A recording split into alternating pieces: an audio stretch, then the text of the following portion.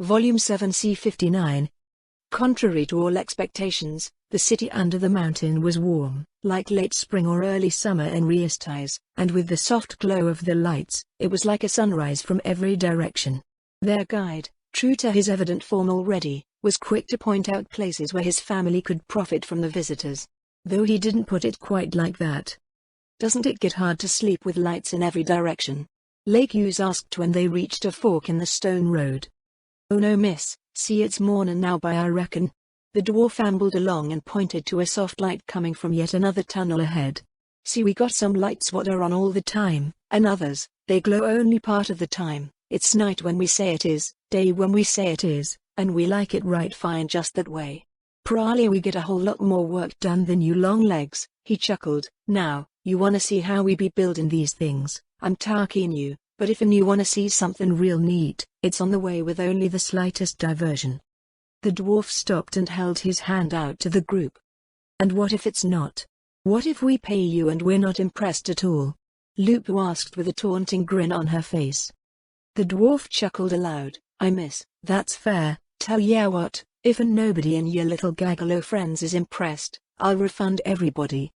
"And what if it's just me who isn't impressed, gonna keep my money?" Lupu taunted the dwarf, catching his weasel words, and causing him to reassess the red-haired woman again. "But not offer a full refund." "Well lass, I gotta take you all along anyway, so think of it as just you paying for the happiness and thrill of your dear traveling companions, and who would say no to that?" "You're a sly one, ain't ya?" Lupu asked, and the dwarf only winked. "I'm just a dwarf making his way in the world, that's all. Now we goin' here or not?" He wiggled the fingers of his outstretched palm, and Moman finally sighed and reached into his pouch and shelled out a silver for every member of the party. "Lead on, Master Dwarf," Moman said.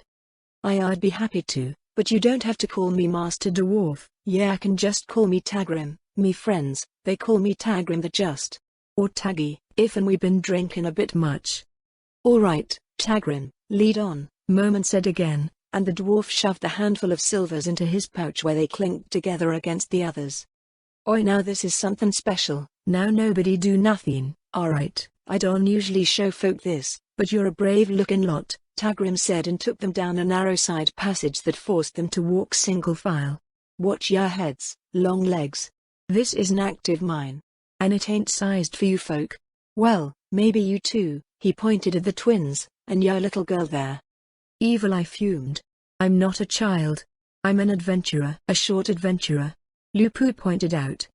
"Aye shorty," Gagrant said with a taunting grin, and promptly smacked her head on the stone, which broke when she hit it. "Ow," she said and rubbed her face. "Like I said, it ain't sized for you folk. But no worries, it's not the deep part we go into, it's over here, then we'll head back to the main path and I'll show you the mailbox." Tagrim warned them again and then distracted them with gabbing. It seemed he had a gift for it, and it kept them engaged until they entered a great, wide opening.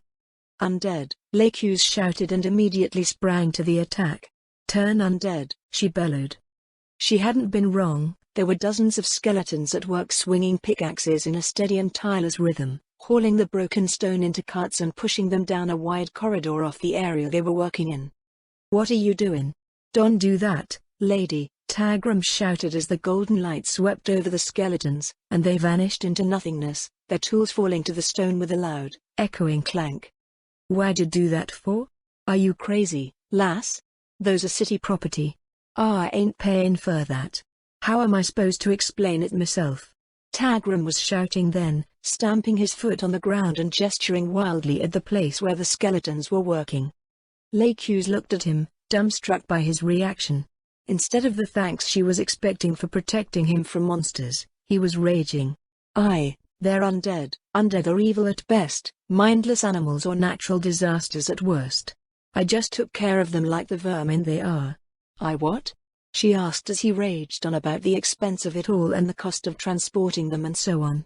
"Those undead, them skeletons, were leased from the Allfather, the savior of our people, ye long-legged, short-brained idiot. Them's right expensive, don't you know? They work in all the dangerous spots and keep our folk alive and free from harm. Oh, the tunnel doctors don't get much work anymore, but we haven't had a damn tunnel death in the last 2 years thanks to them. and you went and made a bunch of them vanish. The dwarf crossed his arms and began tapping his foot. You're paying for those, I hope you know that. I sure ain't.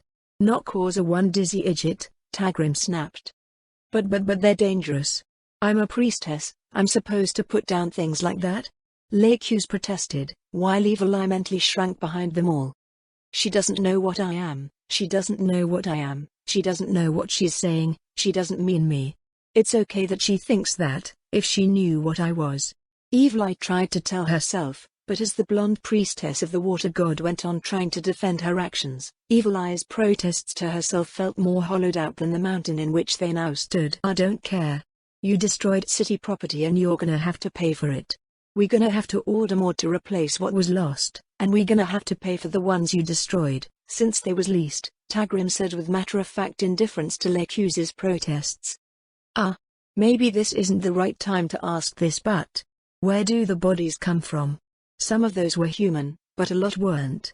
Gagrin asked and cast her eyes about as if she expected more undead to show up at any moment. Oh, well, a bunch of them came from war, dead frogmen, dead lizardmen, dead human warriors. All in all, we lease about 10,000 skeletal workers doing projects as far away as the old capital. The Allfather gave us generous terms, and we give him first sale rights on all state-owned mines. Tagrim's anger vanished when he briefly ventured into a subject of which he was clearly proud. Lake's jaw fell open in horror. 10,000 undead beneath the mountain. I heard a bard's horror epic that started that way once. And it's real? She gasped and shivered. But it's fine, they's easy to control, they got no brains, no will, they just follow orders, never tire, never ask for a raise, never take up the extra beer. Leaves us free to do a whole lot more with our time, and we're happy. Now you gonna argue, or you gonna agree to pay? If you refuse, afraid I'll have to call the guards to arrest ya. Tagrim promised, and Lake's slumped at the shoulders. Fine. I'll pay for them. But can we keep this discreet? Lake's asked as she ran out of steam. 20 gold large if it's from the kingdom of Nazarick, 50 gold large if and it's some of them old Reesti's ones. What'll it be? Tagrim stuck his hand out again. Lake's sucked in her teeth at the sum. I don't carry that much. But, she reached to her neck and pulled out the adamantite tag identifying her status. This is my security. I'll draft a letter authorizing you to draw that much off my account in the Adventurers Guild in Reesti's. Hold on to this plate until you've been paid. Deal? Tagrim frowned. I'll need an extra 5 for the delay and the risk and the interest. Done. But let us never speak of this again. Lake's retorted. Fine, but you gotta promise not to do that no more either when I get you to the mailbox site. I know we got some undead down that way. Tagrim replied and began to lead them back the way they'd come. I promise, she said, but slowly. Just don't let those creatures come too close to me. At her back, she had no idea that Evil Eye's heart was tearing in two. Volume 7 C60. The estate that Draudillan found herself entering was indeed fit for royalty, but she didn't fail to notice that there were no carriages or evidence of habitation in any of the estates around it. I guess the bloody emperor's reputation was based on truth. How many nobles he'd exterminated to consolidate his iron grip on power was the stuff of legend. However, notably he'd always taken care of the estates the dead left behind.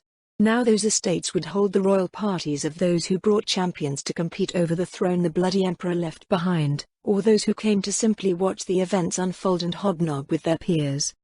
Deals will be struck, ties will be forged. And I'm going to be pouring wine for the monster abusing my maids. Disguising myself so he doesn't use me too. Draudillan's sense of loathing could not have gone higher than it was, but it could linger. For him, for herself, for her bad luck. She hefted the luggage that was handed her and scurried after the other servants of the king. The bestial, towering elf stood watching with indifference as his pregnant concubines struggled to bring his things into the estate alongside their cowed and broken husbands doing the same. Draudillan, at least, bore the lowest expectations of physicality. It was the advantage of his contempt for all others being weak. He had no idea of what anyone could actually do. So, after she made her way within, she went straight for the parlor after dropping off the things she carried into the kitchen. She had one hope and one hope only. Please be like home, please be like home, please be like home. She prayed with desperation that she would find what she sought. The parlor wasn't there. In fact, the furnishings were exactly where their late owners left them. They were even dusted and clean, and though the wall-length bookshelves were empty, the tables, chairs and rugs all sat waiting to be used. However, for the Queen, there was only one thing her eyes were seeking. A fireplace. She almost fell to her knees and wept. It's not much, but it's a chance. It was a strange sensation for Ines, to be riding in a carriage with both Albedo and Kalka. If the rules of D&D applied to reality, and my personality could never grow from where I was, I'm sure I'd feel perpetually awkward about now. He thought with almost wry amusement. Which wasn't to say that there was none. However, it was made easier precisely because Kalka herself saw her arrangement with him as fundamentally transactional, and as a former salaryman, Suzuki Satoru could understand that. Her true love was Kellett. As for himself, we just happened to get along quite well, but she'd have acted the same even if she despised me. But it is nice that we understand each other as well as we do. Kalka's relaxed air in his company was what made it easier. Their son nursed quietly when he woke up, and in the meantime she chose to engage in conversation more with Albedo than himself. "Have you picked out a name for your child yet?" she asked of the Allmother, and Albedo's eyes lit up as they always did when the discussion of the child arose. "Shagama if it's a girl, Gohan if it's a boy," she said as the noise of the carriage continued to rattle outside. They could feel the ascent of the carriage as it rose over a low hill, and its descent pulling them back against their seats as they went down again. Outside, the noise of hooves carried on as their mounted escorts acted as bodyguards for the royals of 5 nations. "Lovely names," Kalka said with a little smile spread over her face. "I hope it goes easier for you than it did for me. I'm afraid I can bear no more children. Aurelian's birth nearly killed me, some said it did." "Is that so?" Albedo asked, her curiosity piqued. "So your hair?" "It's not a fashion change, no dye, this is just..." "What happened?" Kalka said, and Ines did a double take, jerking his head away from watching the scenery pass by out the window. "I guess now I know why. I was birthing the child of a god. I did hear that in legends, back when the Six were among us, they lost their women and children in childbirth, except for a handful of great warriors or powerful mages. Thankfully I'm one of the most powerful casters in the Holy Kingdom, and I had the help of Kellett and my court magicians to help as well. Otherwise, Aurelian and I might not be here." Kalka finished, and Albedo leaned backwards in the seat. "I suppose that means we can't just have my husband marry the queens or princesses of different countries and put all his children on the thrones," Albedo said with a tittering laugh, at which Kalka quickly joined in. No, I suppose not. That would become complicated.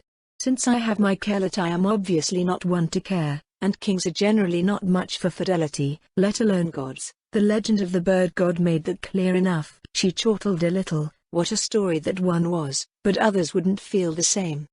"The what?" Ines and Albedo asked at once, leaning forward with sudden interest.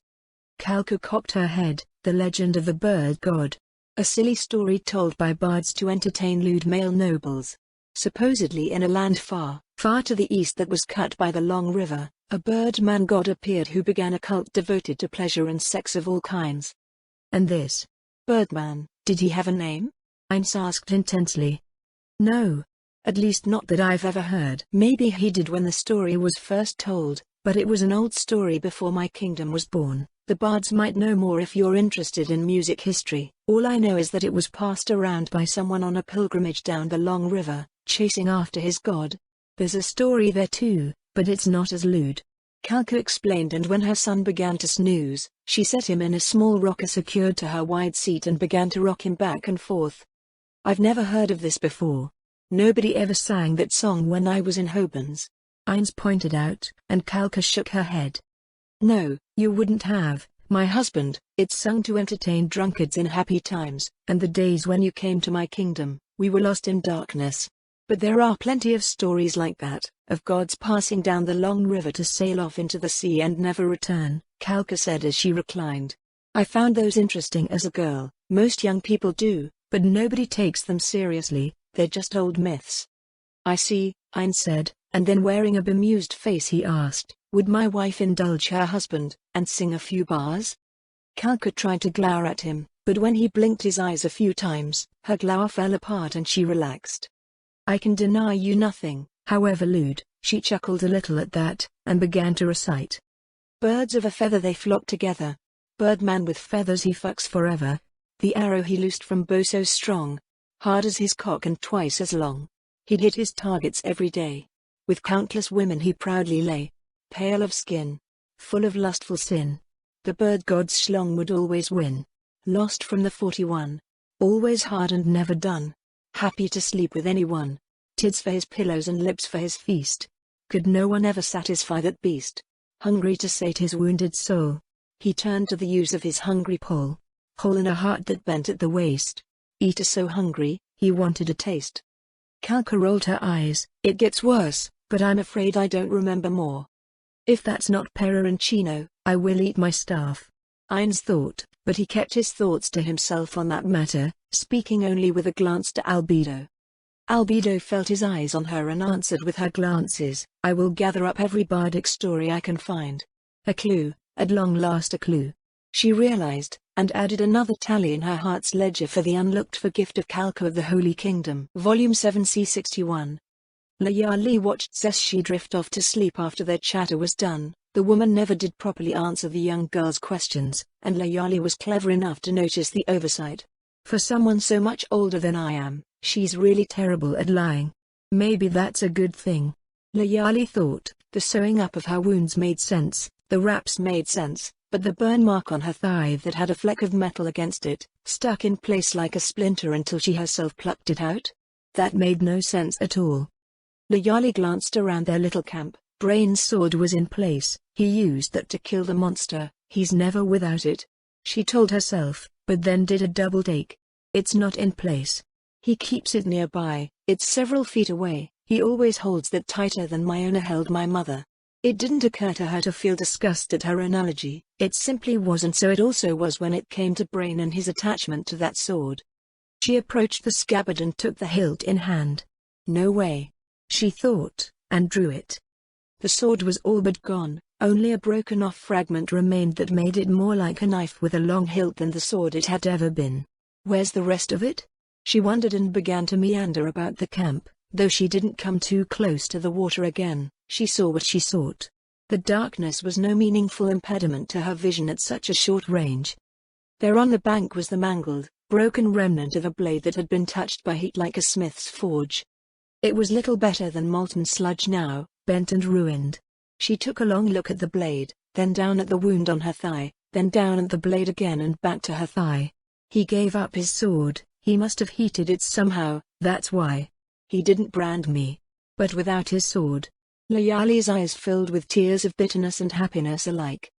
Having walked this far already, she could only guess at the distance he'd come before now, half the world, for all she knew, and now she looked at the ruined blade tossed away like garbage, the hilt alone, and a scrap of stuff broken off and resting now in her hand as a mute testimony to what was thrown away. She put the fragment back in its place, sheathing the pathetic remnant of the sword again so that it still appeared to be whole. Then she returned to her place at the little campsite and lay down to stare at the blanket of stars in the sky until the sun rose again. It was morning when the others got up, but Layali had not gone back to sleep. Her eyes were open when the sun began to shine again, and when the others began to rise. We need to get moving, Brain said as soon as he was up. He went about breaking down the camp with practiced efficiency, and to Layali's surprise, Zeshi went about the same process as Brain, but without asking for directions. He must have taught her while I was unconscious. She realized, and seeing how quickly they worked, she tried to do the same, only to find they both ceased to work as soon as she moved. No. You'll rupture your stitches. Zeshi pointed out, that thing had a lot of teeth. She pointed to the fire pit where, thanks to the light of day, she saw the grey teeth which blended in with the ashes. Ugly, vicious, serrated things, they were like small knives, and she couldn't help but remember the way they stabbed into her body in a dozen places so recently.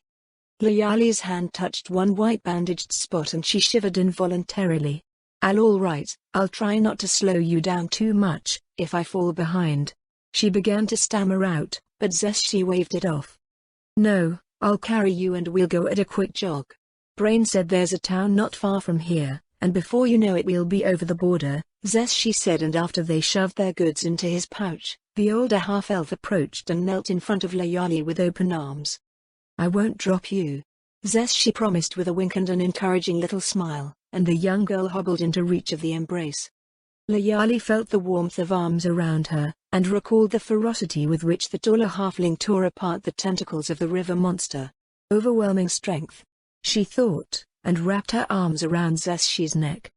All right, let's go. I'll need to stop to buy fresh herbs and other things, and then we'll move on, Brain said, and with that, they took off at a steady, constant jog. Layali winced a little at first as Zesh's jog became rather faster than the word was usually used to mean, and her wounded limb bounced around, but it ceased when she wrapped the legs around Zesh's waist to steady herself, and when the wincing stopped, the pace picked up. Layali looked down and watched with disbelief as the dirt became a brown blur beneath her feet, and out of curiosity she turned her head to try to catch sight of Brain, who set the pace in front of them both. He really is strong, the young girl thought, and the breadth of what he could have done versus what he chose to do hit hard. Contrasting Brain against Cerebrate was a study in opposites in her mind, and the more she thought of it, the more she realized, I don't want to leave Brain. The prospect of being left somewhere safe after he successfully faced and killed her former tormentor, held less appeal than it did before. And as that train of thought continued, she had to wonder, where could he even leave me that would be safe? An orphanage. Nobody gives a shit about children with no parents. She mentally sneered at the very idea, having heard the gossip about adults who died and how their estates were divided up without regard for heirs whenever possible. Would it be so bad to just wander with him? I can keep the camp for us, maybe not help him fish for a long time, but otherwise, I'll be able to walk properly again soon. I can work when we travel. I don't need much. Just some food and maybe a bedroll. If he teaches me what I need to know, I don't see why I should have to leave at all. I'll suggest it again when we stop to rest again. Layali began to privately catalogue the advantages of staying with him, marshalling all her wits and talents for the inevitable moment of confrontation when she would have to say to him, I don't want to go. She was still at it, though was running short of ideas, when the low wooden walls of a border town appeared in front of them. Volume 7 C62. The unexpected discovery of Perencino's possible existence in the world left Ines with a divided mind, and it stayed that way for quite some time, leaving him pensive and quiet in the carriage. From far to the east, what they call the Long River, flows across the continent. But if Perencino came west, the river flows out to sea, and I'm sure there are other continents out there. Should I send agents to the east to learn more? Or to the west where he was supposedly going? And how long ago was this? Perhaps he found what he sought and went back to the east again. Ines comforted his inability to make a decision by instead focusing on two things that might have helped along the way. His servants were sent racing over the border with the slain theocracy to search for any sign of the missing queen and hopefully catch her before she was returned to the kingdom of the elves and a profoundly ugly fate. And at the same time the more covert agents were set to gathering bardic stories, myths, and legends that offered any clue to the past presence of his missing friends. I should focus everything on Draw Dylan. But there's no way they've made it back to the elf kingdom this fast unless they are expending significant magic, and that will make them easier to find. So a few hours here and there searching out stories can't hurt. Ines resolved and thought about it more. It's easier to find information if the sources of information belong to me. That much was so obvious that he almost dismissed it until he considered its implications. Being called a god. That wasn't something I intended. But are they wrong? The ones they call the 6 great gods were obviously players. And what is a god except something too powerful to stop, whose will is always obeyed? But I'm just a salaryman. I don't know the first thing about being a god. Ines rested his chin on his hand and stared out the window. Everything is moving so fast. I'm sure Albedo and Demiurge think this was all part of some deep plan of mine. Good luck talking them out of that, Ines. Even if I could, who benefits when a child loses faith in a father, or a wife loses faith in her husband? It was a question that made Ines resolve to be silent on the matter, and, despite his shifting discomfort with the idea of being the center of a religion, it did have one clear advantage. The old religion will always hate the ones I love. It has to go. Replacing it does need to be a priority at some point, whatever they planned for the Baharuth Empire and bringing it under our control, the aftermath will give me some breathing room and we can focus on kingdom building. The train of thought led him to the 4X games of his earlier years before he engaged in MMOs. What do kingdoms need? Explore, expand, exploit, and exterminate. So we've got a good handle on what is around us. And we're expanding relatively peacefully, all things considered. Marrying Halka did more than Albedo's actions alone. We have ample resources to exploit, and there are only 3 who might be called enemies. The Elf King, the Slain Theocracy, and the Beastmen Kingdom. In a 4X game I would need armies, but this is different. With the Elf King in his capital, he can simply be removed by a sufficiently powerful assassin. The Beastmen are no threat and are all but rooted. The Theocracy is unpredictable. That was both the weakest of the 3 and the one that worried him the most. They had players, which means possible world items, and New Worlders have no class or level restrictions on using anything. That was what worried Dines the most. Avoid war became his own mental policy, and the carriage rolled on. The chill of fear he felt at the possibilities of world items being used on his children could have been called cowardice. But he turned his eye on his sleeping son, and unthinkingly put his hand protectively over Albedo's pregnant belly, and didn't care what his feelings were called then. Better a coward who doesn't mourn than a brave man who does. Caution became the order of the day, and he quietly came to one clear conclusion. The Slain Theocracy's ways won't go out in a blaze of glory, they'll die confused, dismayed, and with a whimper as they're strangled. Drawdillon was on all fours in the room assigned for the Elf King's harem, a scrub brush under both her hands, and she vigorously rubbed the vomit, blood, and inglorious fluids from the wooden floor. Her white hair tumbled around her and danced with every violent back and forth motion. All of her maids were now talking again, and many were now reliving the nightmare, and vomited up their meals. Unable to keep up the lie about their not being well, the Elf King began calling for his human toys again. The Queen gritted her teeth, shut her eyes, and put her anger into the menial work assigned to her. If grandfather appears at the tournament, maybe I can get a message to him? But then, he wouldn't interfere for my country, would he really help me with this? Drawdillon had her doubts. The only ones to respond to her call for aid in the past were the Slain Theocracy, and more recently, the Kingdom of Nazarick. And if she had to pick the one more likely to aid her now, it wasn't the former. Their aid was self-interest pure and simple. Retired scriptures helped, but they could have done so much more. That bitter thought never left her, not once, not even while gritting her teeth and writing out letters of gratitude for what aid they had sent to her people. I'm sorry, my lady. I didn't mean to vomit. The weeping blonde woman was a viscountess. The bruises on her breasts were gone thanks to the elven caster's magic, but her mental pain kept her lying there shaking long after the physical pain faded away. Don't worry. It'll clean right up. I'll take care of you, I promise. I promise. Drawdillon replied, giving the limp woman what the Queen hoped was an encouraging smile. We're bound to be rescued, the 5 nations participating in this, they'll find out, they'll make the Elf King let us go. Everything will be all right. We just have to hold out until then. The Queen hoped her words didn't sound as pathetic as she believed they did, but she had no time to gauge it before she heard someone say, Princess, the King summons you. Drawdillon snapped her head around to look at the one to speak. She no longer thought to refuse. The last time she sent word to the Elf King that she was occupied, the bastard came and took 2 himself, dragging them out by their hair and saying, come get them when you're ready. The Queen still felt the guilt gnawing at her for that. So she rose to her feet, lowered her eyes, and followed the guard down the hall to the King's private room. The guard left them alone, and Drawdillon sank to her knees in front of the towering monster. You, whelp, tell me what you know about this place. The Elf King's perpetual sneer never left his ugly face. His demand was enough to get her to raise her eyes and answer. I've never been here, my lord, but I can tell you what I've read about it, if that will please you. The Queen replied, then lowered her eyes in a servile manner. I saw no slave markets on the way here, just tell me where I can have more things bought, he demanded, and Drawdillon bit her lower lip. Of course that's what he wants, it's what he always wants. She mentally cursed, but said, my lord, the Empire was forced to give up its slaves after being defeated by the Allfather. They were all resettled in towns on the lands the Kingdom of Nazarick claimed by treaty.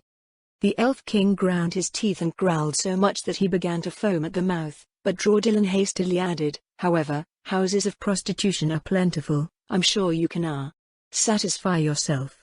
The truth was, Drawdillon had no idea if she was right or not, but it was a reasonable guess given the nature of cities. The perpetual anger on his face looked like it might start to fade, and the Queen took another leap of faith to suggest, "But perhaps my lord should evaluate the competition? There are many fights, exhibitions, leading up to the first day, aren't there? Perhaps a look at those might warn your noble self of any potential threats to your plans." She phrased it with the utmost care, avoiding the thing he would never believe, a threat to his life, and instead suggesting a threat to his daily routine. "You aren't an idiot, whelp. After I've got your mother, maybe I'll have some children who aren't idiots for once. Now get out, and tell the guard to prepare a carriage, I want to visit the arena at the next bout." The Elf King commanded, and Drawdillon rose to her feet, bowed, and withdrew.